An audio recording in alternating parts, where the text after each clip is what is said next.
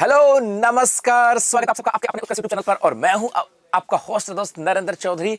कर्मचारियों के लिए बड़ी खुशखबरी। जी हां, राजस्थान के कर्मचारी की बात करें, केंद्र सरकार के कर्मचारियों की बात करें या किसी दूसरे स्टेट के कर्मचारियों की बात करें, सबके लिए बल्ले बल्ले यहां पर है। क्योंकि कर्मचारी हर 10 साल के बाद वेट करता रहता है कि कब वेतन आयोग का गठन किया जाएगा, कब वो वेतन आयोग लागू होगा और क्या होंगी वेतन आयोग की सिफारिश, और उसके बाद में लागू होने के बाद भैया बैंक खाते में कितनी आएगी सैलरी। तो भैया अब राजस्थान हम बात करें केंद्र सरकार की, और केंद्र सरकार के द्वारा 8वें वेतन आयोग को मंजूरी यहां पे दे दी गई है। आपको बता दूं कि वेतन आयोग का मतलब होता है एक ऐसा आयोग जिसके द्वारा जो कर्मचारी होते हैं उन कर्मचारियों के वेतन की बात करें और उनके भत्तों की समीक्षा की जाती है, उनके भत्तों के अंदर बदलाव के लिए सरकार के पास प्रस्ताव दिया जाता है। यह डिपेंड करता है सरकार के ऊपर कि सरकार उन भत्तों को या उनके जो प्रयास थे, उनके जो समीक्षाएं थी, उनके जो प्रस्ताव थे भत्तों को लेकर के, वेतन को लेकर माने या न माने। मतलब वेतन आयोग अपने यहाँ पर देश के अंदर जो सरकारी कर्मचारी हैं उनके को दिए जाने वाले भत्ते और उनको दिए जाने वेतन के अंदर बदलाव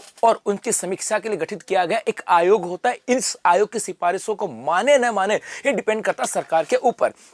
यदि हम देश की बात करें तो देश के अंदर पहला जो वेतन आयोग की स्थापना की गई थी, की गई थी 1946 के अंदर, और वर्तमान के अंदर अपने चल रहा है 7वां वेतन आयोग। ये जो 7वां वेतन आयोग है इसका गठन किया गया था 2014 के अंदर, और 7वां वेतन आयोग लागू हुआ था 2016 के अंदर। और इसी 31 दिसंबर 2025 को 7वां वेतन आयोग समाप्त हो रहा है। और उसके बाद 1 जनवरी 2026 की बात करें, 1 जनवरी 2026 से अपना 8वां वेतन आयोग लागू हो जाएगा। इसका मतलब 8वें वेतन आयोग को गठन करने की कैबिनेट के द्वारा मंजूरी दे दी गई। अब इस वेतन आयोग के द्वारा कर्मचारियों के वेतन को लेकर के उनके भत्तों की सिफारिश सरकार के पास दी जाएगी। सरकार उनके अंदर देखेगी, उनके अंदर उसी को मानना है, उसमें कुछ कम करना है, ज्यादा करना, उनकी सिफारिशों के अंदर कुछ संशोधन करना, ये डिपेंड करता आगे। और उसके बाद में ये इस वेतन आयोग की सिफारिशों को लागू कर दिया जाएगा। तो क्या है पूरी कहानी, इसकी चर्चा हम लोग करने वाले हैं। जी हां, ये तो मैंने आपको बता दिया कि देश के अंदर पहली बार वेतन आयोग का गठन हुआ था 1946 के अंदर। वर्तमान में 7वां वेतन आयोग है, और ये जो है लागू गठन हुआ था 2014 में, लागू हुआ था 2016 में, और खत्म हो रहा है 31 दिसंबर 2025 को। अब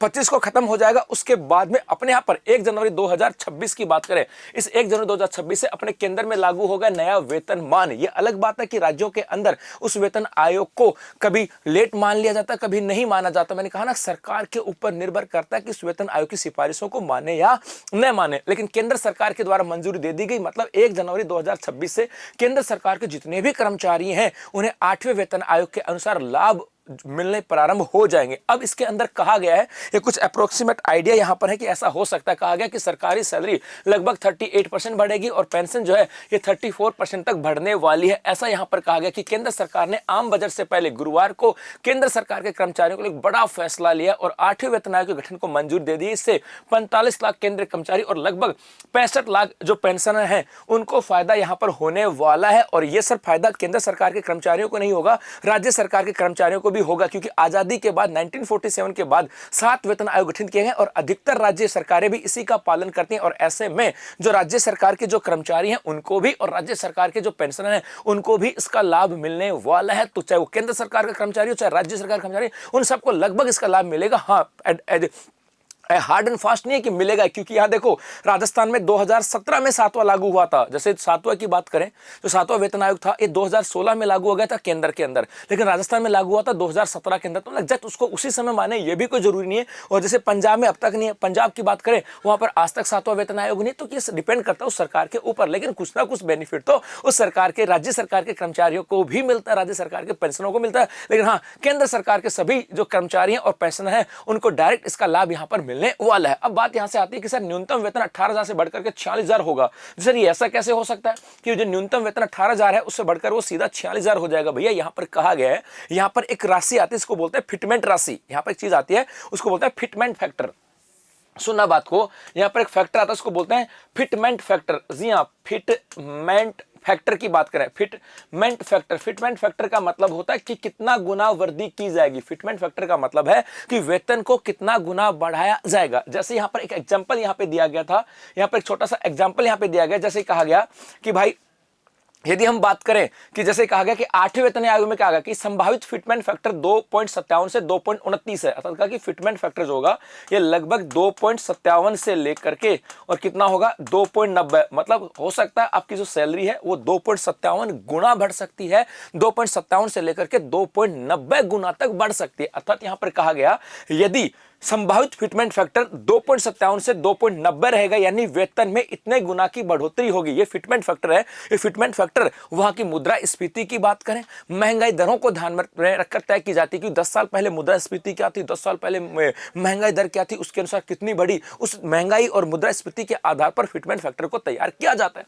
अब यहां पर कहा गया कि 2.57 से गुणा करें, यदि फिटमेंट फैक्टर 2.57 से गुणा करें तो न्यूनतम वेतन जो 18,000 होगा वो लगभग 46,260 हो जाएगा। मतलब न्यूनतम वेतन यदि आपका 18,000 रुपए है तो उसको 2.57 से यदि हमने गुना किया तो ये हो जाएगा 46,260 रुपए, यानी न्यूनतम वेतन जो था आपका, जो ये आपके 46,000 से था, ये पहले 28,000 था, यहां पर लगभग 17,600 बढ़ेगा, यानी वाला 38.13% की वृद्धि यहां पर होने वाली है। क्या समझना बात को, इसको ऐसा समझाऊं मैं, यदि एक व्यक्ति है कोई और उसकी बेसिक सैलरी जो है, एक व्यक्ति उसकी बेसिक सैलरी जो है वो है आपके 18,000 रुपए, ठीक है भाई, 18,000 है। इस 18,000 के ऊपर उसे महंगाई भत्ता जो मिलता है ये मिलता है आपके 53%, उस पर महंगाई भत्ता कितना मिलता है, 53% महंगाई भत्ता मिलता है।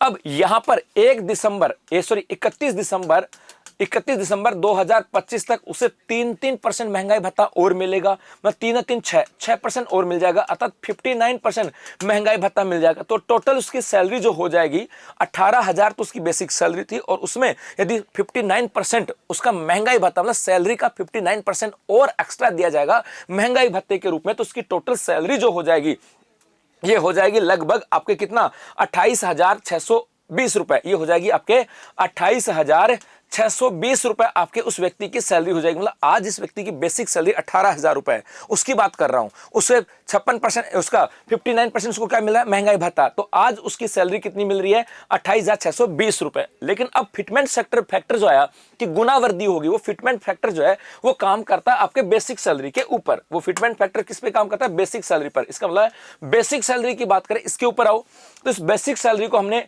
18,000 जो था इसको हमने गुना कर दिया 2.57 से। यदि फिटमेंट फैक्टर जो हमने 2.57 माने तो ये आपके कितनी हो जाएगी, ये हो जाएगी 46,260 रुपए। कितनी हो जाएगी, 46,260 रुपए यहां पर हो जाएगी। इतना रुपए हो जाएगा, इसका मतलब है कि भैया अब 46,260 है और पहले 28,000 थी, तो इसमें कितनी वृद्धि हुई, ये जो वृद्धि है ये आपके 38% की वृद्धि है। इसका मतलब है कि सैलरी लगभग, तो यहां पर जो फिटमेंट फैक्टर जो आता है वो बेसिक सैलरी पे काम करेगा, और बेसिक सैलरी बढ़ करके आपके यहां से बेसिक सैलरी बढ़ेगा, इस इतनी उसकी जो पेमेंट है वो इतनी यहां पर हो जाएगी। अर्थात ये जो महंगाई भत्ता है ये पहले वाले के अनुसार आपको यहां पर मिलता रहेगा, मतलब बेसिक सैलरी के अंदर इंक्रीमेंट यहां पर होने वाला है। तो लगभग सैलरी आपके यहां पर 38% बढ़ने जा रही है, और पेंशन की बात करें ये 34% आपके पेंशन है यहां पर बढ़ने जा रही है, और ये लागू हो जाएगा 8वां वेतन आयोग 1 जनवरी वर्ष 2026 से। तो केंद्र सरकार के कर्मचारियों के लिए भी बल्ले बल्ले, और विभिन्न जो राज्य हैं वो भी इसको फॉलो करते हैं, तो दूसरे राज्यों के कर्मचारियों के लिए भी बल्ले बल्ले। तो अभी के लिए बस इतना,